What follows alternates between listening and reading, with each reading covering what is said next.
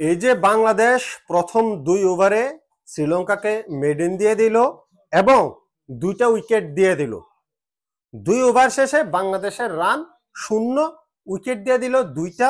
2 opener ফিরে গেছে এবং পরবর্তীতে এসে তাওহিদ হৃদয় এই যে 9 বলে 8 রানের একটা ইনিংস খেলে এর আগের বলটাতে লাইফ পাওয়ার পরে তার ঠিক পরের বলটাতেই 3 রান নিতে গিয়ে রান আউট হয়ে গেল। এই যে বাংলাদেশের প্রথম 4 আসছে, এই 4টা কে মেরেছে?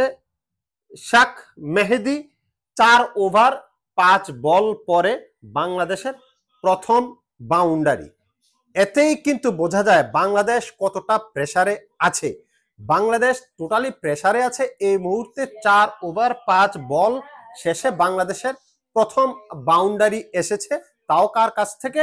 শেখ মেহেদির কাছ থেকে।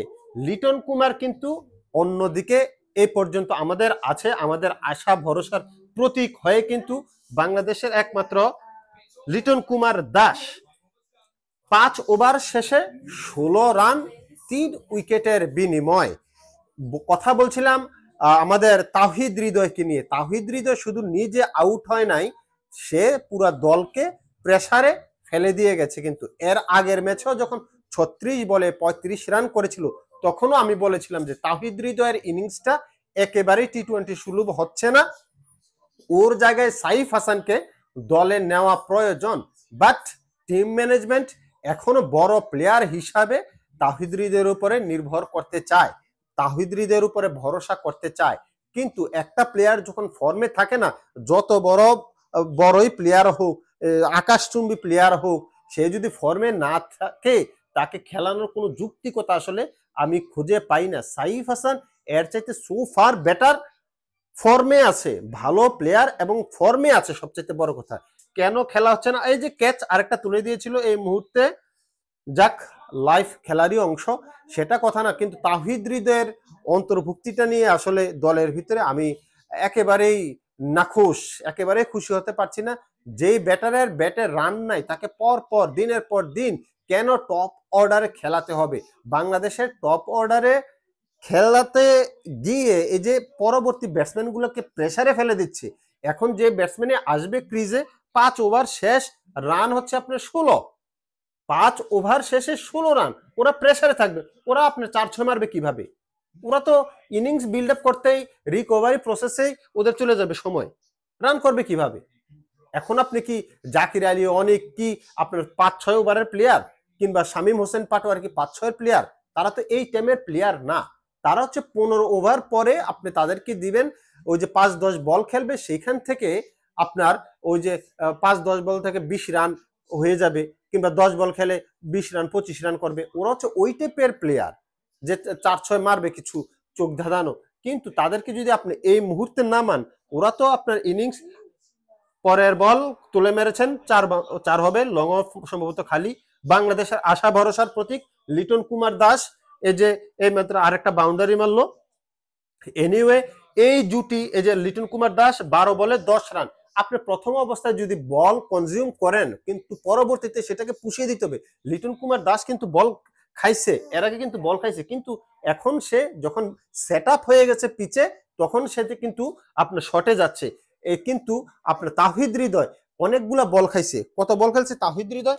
তাওহিদ হৃদয় বল খেলেছে 9টা, রান করেছে 8 রান। আপনি 9 বল খেলার পরে what a shot from our captain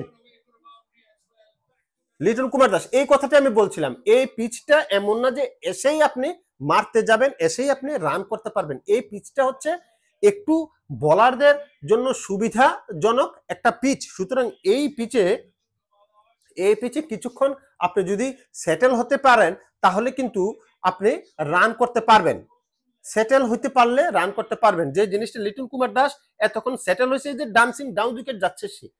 কিন্তু একটা প্লেয়ার যখন 9টা বল খেলার পরে এই ধরনের শট খেলে, তাহিদ হৃদয় এর আগের বলে তো সে আউট ছিল, আসালাঙ্কা ক্যাচ মিস করছে না, কিসের এলবেড উপরে উপরে উপরে উপরে।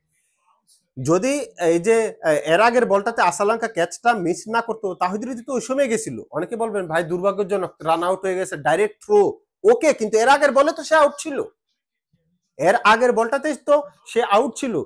তবে ব্যাড লাক, যেই রান আউট হয়েছে সেটা ব্যাড লাক।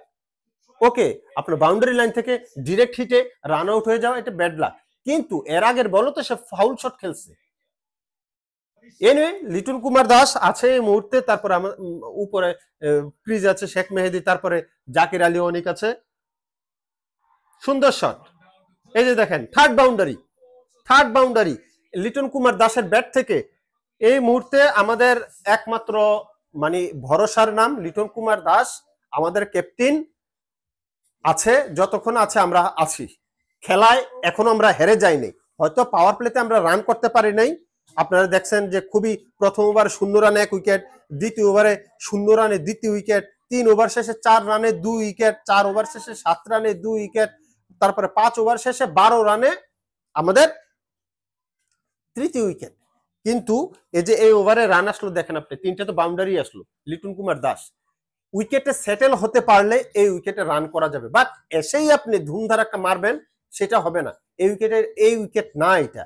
আমি মনে করি যে বাংলাদেশ ম্যাচ থেকে এখনো হারিয়ে যায় নাই, বাংলাদেশ এখনো ম্যাচে আছে।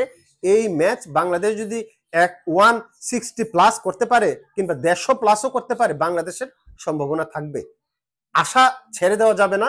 বাংলাদেশ এই মুহূর্তে আমাদের হাতে আরো উইকেট আছে, উপরে জাকির আলী অনেক আছে, শামীম হোসেন পাটোয়ারি আছে, রিশাদ হোসেন আছে, যারা ব্যাট করতে পারে। 6 ওভার শেষে 30 রান, গুড। 6 ওভার শেষে 30 রান, এই যে 5 করে রান রেট নিয়ে আসছে। কিছুক্ষণ আগে আমাদের রান রেট ছিল 2। সুতরাং আমাদের এই জিনিসটা খেয়াল রাখতে হবে, যারা সেট হবে তারা পরবর্তীতে রান রেটটা পোষায় নিতে হবে, স্ট্রাইক রেটটা পোষায় নিতে হবে। আমি আসলে ডিসঅ্যাপয়েন্টেড মানে তাহিদ হৃদের উপরে, এটা তার কাছ থেকে আমি জানতাম সে ফর্মে নেই, তাকে সুযোগ দেওয়ার দরকার নেই এই মুহূর্তে। সে ভালো ব্যাটসম্যান, বড় ম্যাচের বিগ প্লেয়ার, বিগ ম্যাচের বিগ প্লেয়ার, ফর্মে নাই একটা ব্যাটসম্যান, তাকে দিনের পর দিন কেন খেলাইতে হবে? এটা কোনো মানে আমার কাছে আসে নাই। Saif Hasan super better option হইতে পারত।